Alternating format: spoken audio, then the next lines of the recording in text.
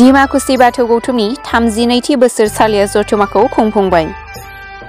साननैनि हाबाफारि लानानै खासिबारि गेलेग्रा फोथाराव बाथौ धोरोमखौ मुलुगाव फेहेरनाय आरो फोजौनाय थांखिजों डिमाकुसि बिया बाथौ गौथुमा गाजा गोमजायै खुंफुंबाय। कमलि बसुमतारी बेखेवनानै होनाय गेवलां मेलाव गाहाय आलासि सुरेन इसवारी दुलाराय बाथौ गौथुमनि लेङाइ बुंथिगिरिया मेहेरगोनां बिबुंथि लाखियो। लोगोसे खुगालाइसि बेखेवगिरि जौस्रां बर' समाज सिबियारि बिथाङाबो बाहागो लायो आरो गोबां रायजो राजानि हेफाजाबजों हाबाफारिखौ खुंफुंबाय।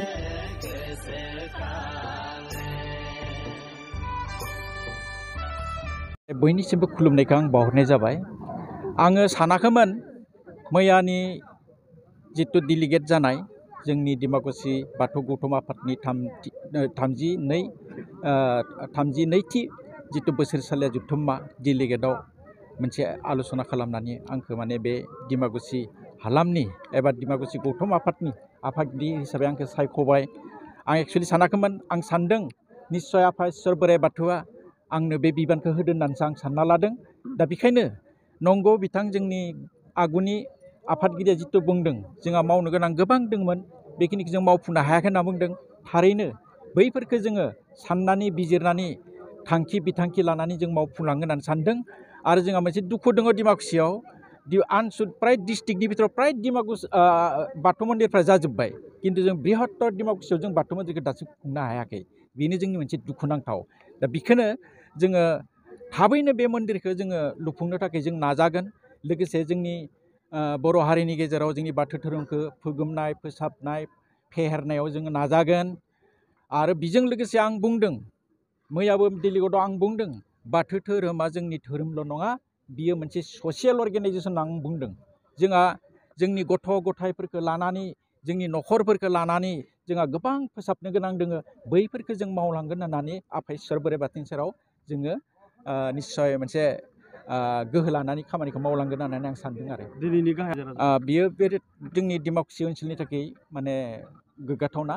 नंगौ जोंनो गावनो बुंदों नैबे मिटिङा माने नट अनलि डिमाकुसि आनसलिकनि होनना बुंदों जोङो, बाट अलसो डिस्ट्रिक्ट पर्यायनि मिटिं जादों होननानै जों सानदों। आरो बेखौ जों बाख्नायनांगोन। बे खासिबारि खोला खासिबारि गामिनि रायजो राजानि बे नाजानायाव बियो जादों होननानै आं सानदों। आरो बिब्दिनो आं आसा फारिदों फैबाय थानाय समफोरावबो मोनफ्रोमबो दालाय आफादफोरा बिदिनो जोंनि धोरोमखौ फोसाबनो फेहेरनो थाखाय नाजागोन होननानै आं सानदों। आङो खुलुमबाय रादाब नायगिरि बयनिसिमबो आङो खुलुमनाय सिबिनायखौ जासिहरग्रोबाय।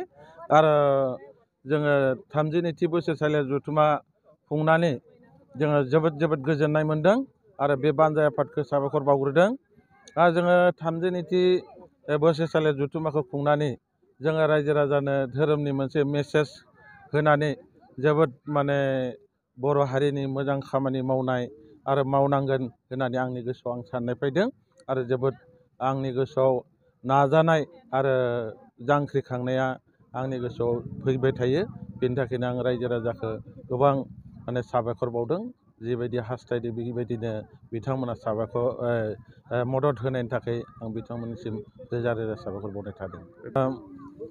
बोसोरसालिया जथुम्मायावनो गोदान बिबानगिरि बिथांमोननिसिम आङो खावलायनो सानदों, जों जिखिनि मावदोंमोन बेनिसायबो आरो बांसिन मावनो हागोन आरो मावनांगोन होननानै आं बिथांमोनखौ खावलायनो सानदों। आरोबाव जोंबो बिथांमोनखौ थुलुंगाखां होनानै दिनै जेसेबां जादों बेनिसाय बांद्राय जाहोनायनि थुलुंगा होगोन होननानै आं खोथा होदों। आरो बिथांमोनाबो जेरैबायदि रायजो राजानि माने नाजानायाव बिबानखौ लानांदों, थिग बिदिनो बिथांमोना मावनांगोन होननानै आं बिथांमोनखौ खावलायबाय।